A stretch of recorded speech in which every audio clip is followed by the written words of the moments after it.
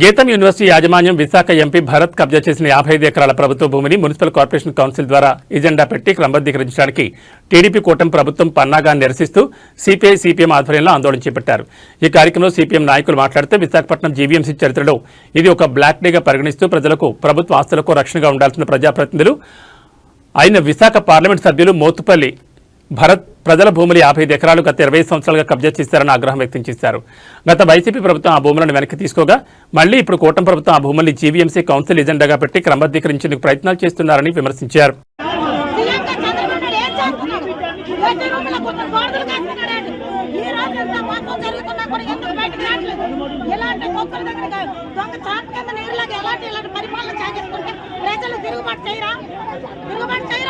ఓట్లప్పుడు మాత్రం బాబు బాబు అనుకుని ప్రతి ఒక్కటి మా కాళ్ళ కిందకు వచ్చి ఓట్లు వేయించుకొని ఈ రోజు ఎందుకు పేద ప్రజల కోసం పట్టించుకోవట్లేదు.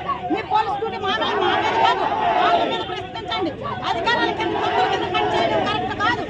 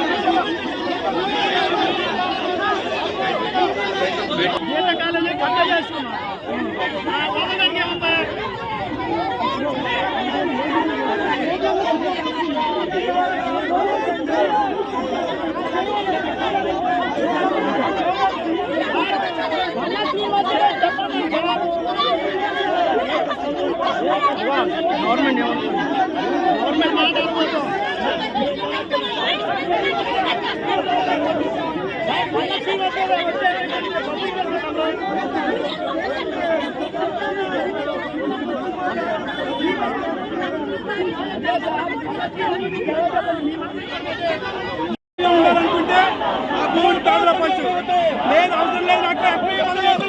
భూ కబ్జా చేయడానికి అనుకుంటే లేకపోతే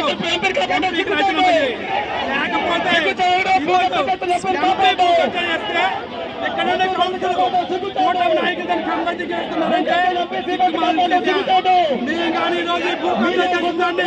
క్రమబద్ధీకి రాకపోతే ఆ భూముల్లోకి ఈరోజు మేము ఎర్రజెండాలు పాస్తాం, పేదలు పెంచుతాం. విశాఖపట్నం నగరంలో 36,000 కొనేసి ఆ భూముల్లోకి వెళ్తాం. అటువంటి పరిస్థితి తెచ్చుకోదని చెప్పేసి కూటమి ప్రభుత్వానికి సెంట్ల భూములు క్రమబద్ధీకరణ చేసుకోవడానికి ఈ సమావేశం ఏర్పాటు చేశారు. లోపలేమో ప్రజాప్రతినిధులకి అనుమతి ఉంది, కార్పొరేట్లకు మాత్రమే ఉందట.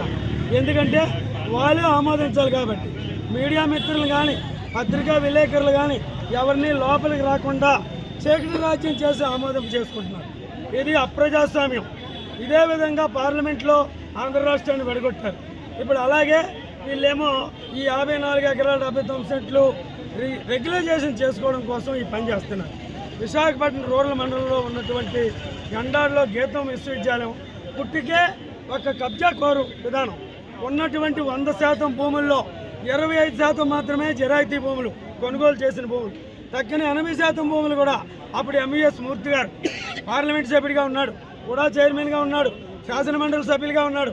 ఇప్పుడు ఈ రోజున ఆయన కబ్జా చేసినటువంటి వారసత్వానికి మునిగిపుచ్చుకున్నటువంటి వారి మనవడు భరత్ గారు ప్రజల చేత ప్రజల కోసం ఎన్నుకోబడినటువంటి ప్రజాప్రతినిధి, విశాఖపట్నంలో ఉన్నటువంటి ప్రభుత్వ ఆస్తులు కాపాడవలసినటువంటి పెద్ద మనిషి ఈ 54 ఎకరాల 79 సెంట్లు క్రమబద్ధీకరించండి. 25 ఏళ్ళ కిందటే మా ఆధీనంలో ఉన్నాయంటే 25 సంవత్సరాల కిందట మీరు కబ్జా చేశారని మీరు ఒప్పుకున్నట్టు పొందిది. నిన్ననే మన పల్లా శ్రీనివాస్ గారు టీడీపీ రాష్ట్ర ప్రెసిడెంట్ ఒక ప్రకటన చేశారు. ఎవరికి పనికిరాని భూములు ఇవి, విద్యాసంస్థకి ఇస్తే తప్పేంటి, ముక్కలుగా ఉన్నాయి, వాళ్ళ ఆధీనంలోనే ఉన్నాయి, వాళ్ళ స్వాధీనంలోనే ఉన్నాయంటే వాళ్ళ ఆధీనంలోనూ వాళ్ళ స్వాధీనంలోనూ ఉన్నాయంటే వాళ్ళు కబ్జా చేసినట్టు మీరు అంగీకరించి ఈరోజు క్రమబద్ధీకరణ చేయడం చాలా తప్పు.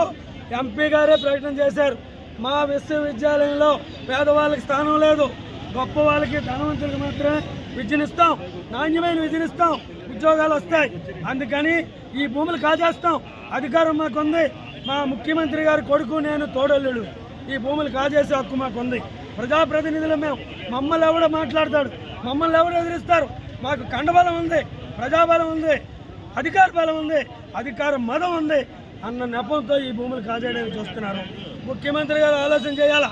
6 కోట్ల మంది కోసం నేను వచ్చాను, ఈ భూములన్నీ రక్షిస్తానని చెప్పినటువంటి పెద్ద మనిషి వైసీపీ అధికారంలో ఉన్నప్పుడు దసపాల భూములు కాజేశారన్నారు.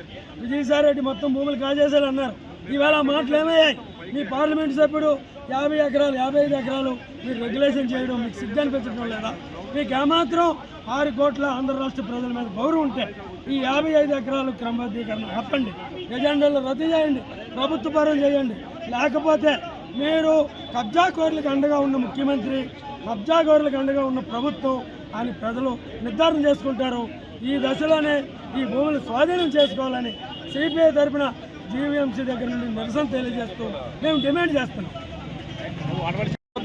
చీకటి గదిలో ఆంధ్రప్రదేశ్ రాష్ట్రాన్ని ఎడగొట్టినట్టు ఈరోజు మీడియా ప్రతినిధుల్ని, పత్రికా ప్రతినిధులు కూడా రాకుండా ఆమోదం తెలపడానికే నిస్సిగ్గుగా తెలుగుదేశం పార్టీ రాష్ట్ర అధ్యక్షుడు, గాజువాక శాసనసభ్యుడు మా సోదరుడు చెప్తున్నాడు. అవన్నీ మొక్కలు పనికిరావు. ఎన్నో ఏళ్ళుగా వాళ్ళ ఆక్రమణలో ఉన్నాయి, వాళ్ళ స్వాధీనంలో ఉన్నాయి. ఎన్నో ఏళ్ళుగా వాళ్ళ ఆక్రమణలో, ఎన్నో ఏళ్ళుగా వాళ్ళ స్వాధీనంలో ఉంటే మీరు గాడిదలు కాస్తున్నారా? కబ్జా చేస్తున్న వాళ్ళకి మీరేం కాపలా కాస్తున్నారా? ప్రజలకు కాపలాదారులా, కబ్జాదారులకు కాపలాదారులా చెప్పాలి. నిశ్చిగ్గుగా చెప్తున్నారు. మేము క్రమబద్ధీకరణ కోసమే ఈ సమావేశం పెట్టామని మేయర్గా చెప్తున్నారు. ఇది అన్యాయం కదా? విశాఖ ప్రజలను మోసం చేయడం కదా? మంచిది కాదు.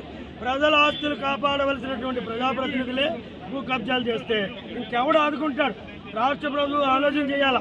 మీకేం చెప్పారు? మీకు ఏం చెప్పి అధికారంలోకి వచ్చారు? వైసీపీ అంత తినేసింది, దసవల్ల భూములు తినేసింది, విజయసాయిరెడ్డి మొత్తం భూములు తినేశాడని గొప్పలు చెప్పుకొని అధికారంలోకి వచ్చారు. ఈరోజు మీరు చేస్తున్న పని ఏంటి? ఈ 54 ఎకరాల 79 సెంట్లు స్వాధీనం చేసుకుంటే మీకు పవర్ ఉన్నట్టు, లేకపోతే మీకు శక్తి లేనట్టు. ప్రజలు హర్షించరు. ఇటువంటి కర్మ మాకు పట్టిందా అని ఈ విశాఖపట్నం ప్రజలు అనుకుంటారు. ఖచ్చితంగా ఈ 15 ఎజెండా రద్దు చేయాలా, ఈ భూములన్నీ స్వాధీనం చేసుకోవాలని సిపిఐ తరఫున, వామపక్షాల తరఫున మేము డిమాండ్ చేస్తాం.